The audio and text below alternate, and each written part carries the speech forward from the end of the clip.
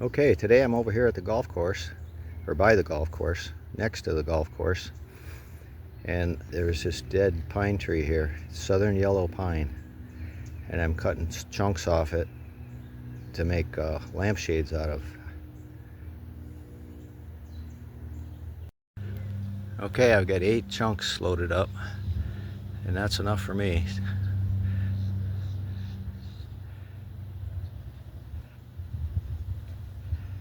It's getting hot out here in Florida, and it's about 10 o'clock. Okay, I'm out here at my wood pile. I got all my essentials. I got my coffee and my chainsaw and my block of wood. The block of wood is 14 inches long and 14 inches in diameter, the up and down way, and 13 the horizontal way.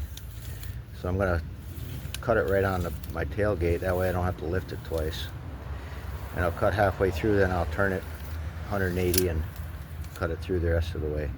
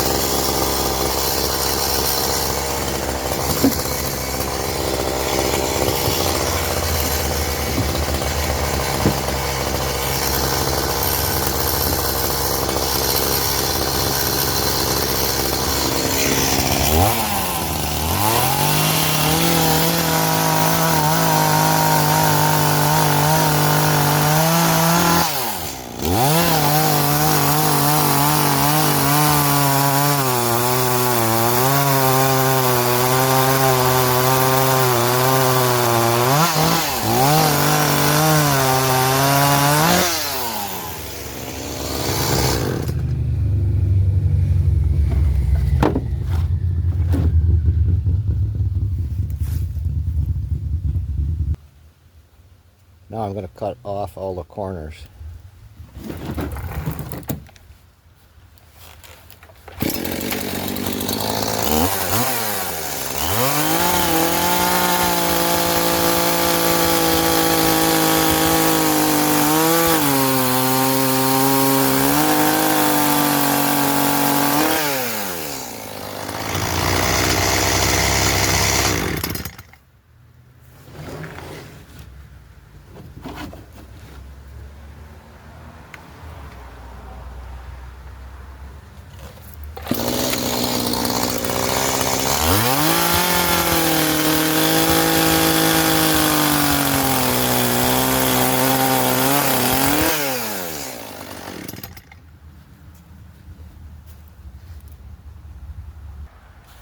Okay, those two bad boys are ready to go on the lathe and see what we can make out of them. Okay, I counted the growth rings on this tree and it's just about 65 years old. And every one of those little dots is 10 years, so you can see how much it grew every 10 years. The last 5 years it hardly grew any because it was probably on the way out.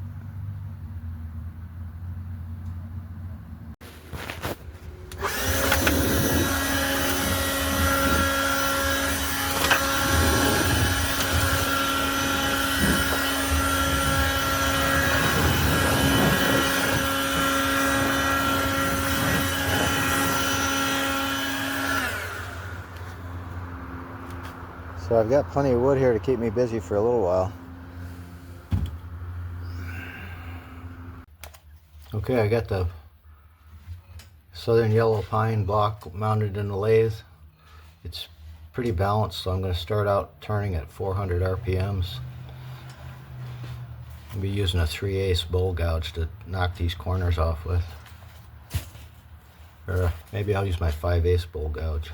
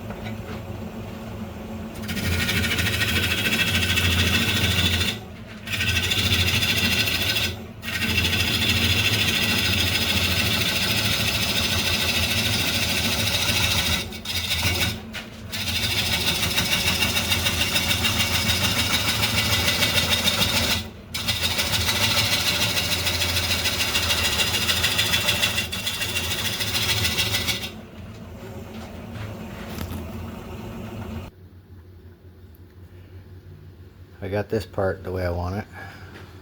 Look at the grain in that wood. That's a real distinct grain. So I'm going to try and make a lampshade out of this, and I'm going to turn it really thin, like a 1/4 inch.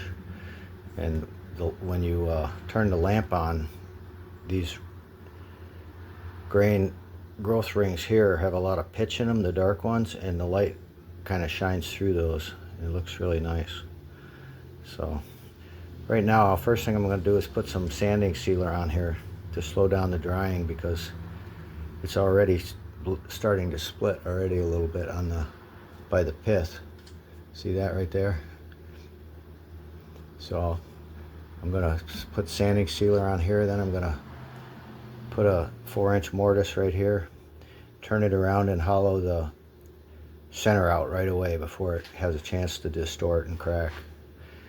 And then when it'll be so thin, this thing will dry out in no time, and it'll probably be oval shaped when it dries, but that's okay. And then I'll do some sanding on it. Okay, I got my 4-inch mortise here, ready to turn it around. I got this just the shape I want it, but I've realized I made a rookie mistake here. I'll show you. I set my cup too close to I got shavings in my coffee.